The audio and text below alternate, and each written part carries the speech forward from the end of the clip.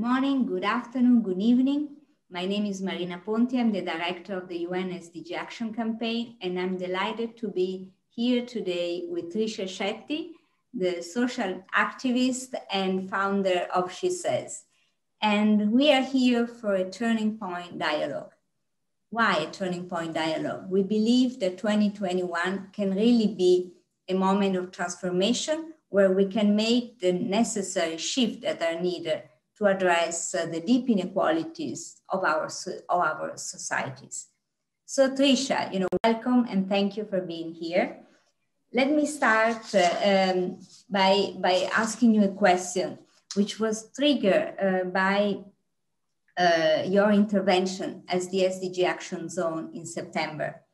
You mentioned something very true that we really share, that there is really no need to invent new formulas, no need to wait for another Einstein to be born, no need to really engineer a solution. What is missing, and it's important, is the will to make it happen, and also the support that we need to give to the people that are risking their life every day to make these changes possible. So in light of that statement, how can we make 2021 a turning point?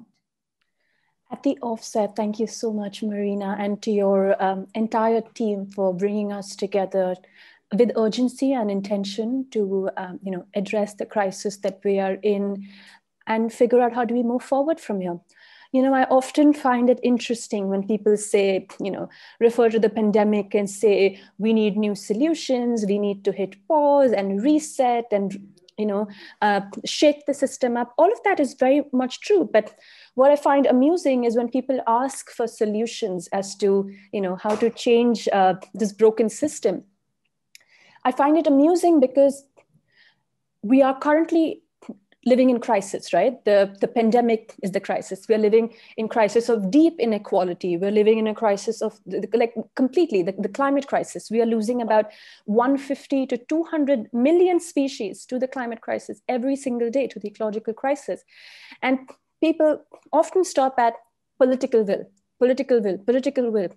But what we must remember is political will and politicians are renewable resources. And young people know this, right? There's a reason young people are taking to the streets. There's a reason why one young girl who had the audacity to sit outside her parliament with a board that had school strike written led to a international movement inspiring young people around the world to lead the movement to demand for necessary interventions when it comes to the climate crisis. And they understood, like a lot of young people, a lot of marginalized communities, a lot of vulnerable communities understand intrinsically that it comes down to political will, and that rights are not something you ask for politely, patiently. Diplomacy doesn't get you at the other end of rights. Let's be honest. Yesterday I was intervening at a UN event. It was a high-level event where we're talking about how children and youth rights could be addressed. And all the member states were there, and all the member states used the opportunity to talk about data and what all their countries are doing. Well, the truth is about 1 billion kids under the age of 17 are going to be subject to abuse at some point or the other in their lives. So if all these countries are doing everything as they claim, what's going wrong, right? They all talk about everything that they're doing. They don't talk about what they're not doing. They don't talk about the inefficiencies within the system. So the way we move forward is to, one, acknowledge that our current talks of diplomacy, this talk of you attract more flies with honey, you must have people at the table. I'm so tired of listening to this. Every time I leave UN walls, I hear the same people every year talk about the same things, about how their diplomacy talks will change the world.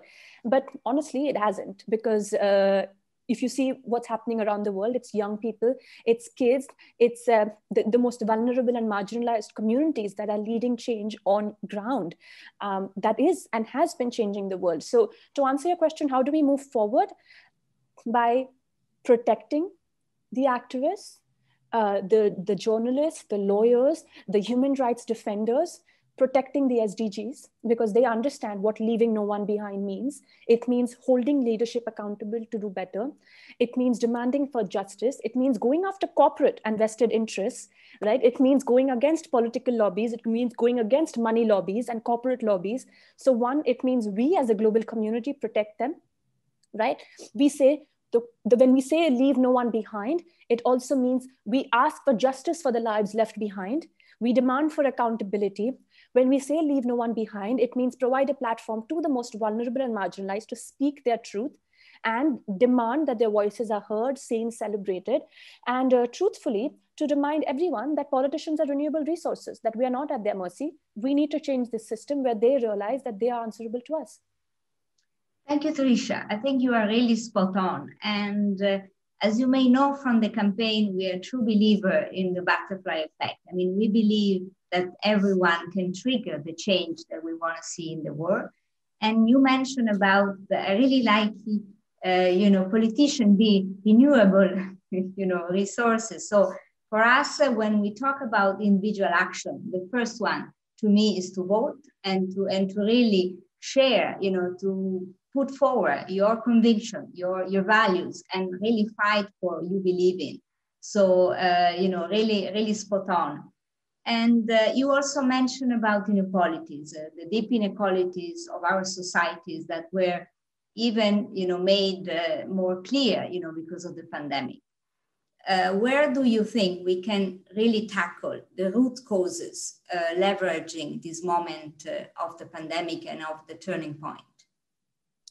I know I'll take it a step forward and actually say, I take deep umbrage and offense at politicians who treat young people as a vote bank, who tell us to show up and vote, who feel like they need to incentivize millennials and Gen Z to show up and vote and treat us like lazy people.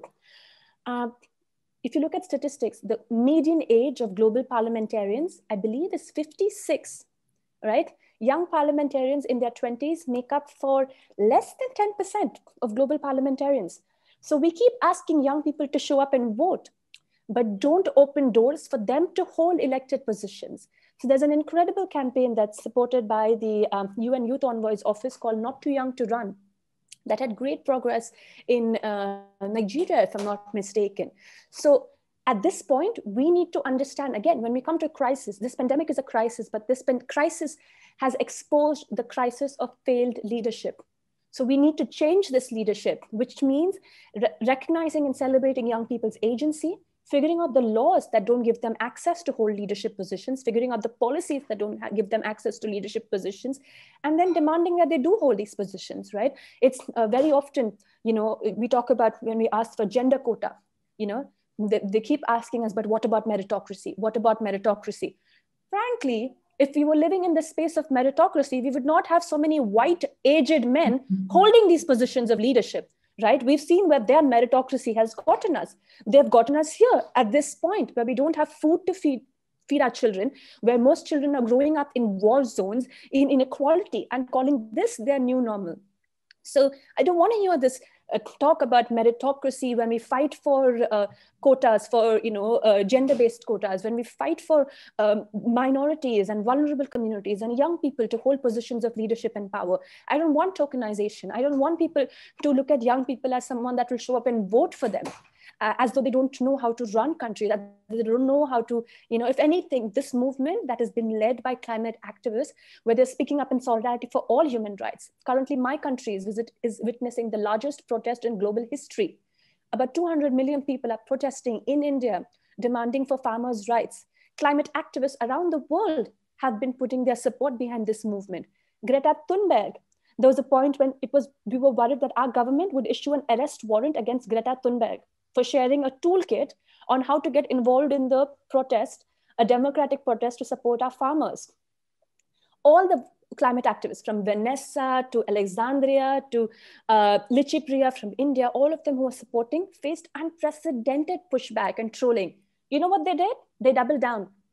They doubled down on their solidarity. They said, you're going to come after my sister? Well, I'm here. You come for my sister, you come for all of us. What do we do? What do these global agencies do that claim to fight for justice, against inequality? I didn't see any of their voices online saying, hey, how dare you go against teenagers? for daring to fight against corporate interests. I didn't see any of them, silence. But young activists were at the forefront. So again, when we talk about turning point, look to the young people. Look for them, for their advocacy, and protect them. Put your money behind them. Protect them vocally, actively. Support them. Make sure that they will lead us towards the light.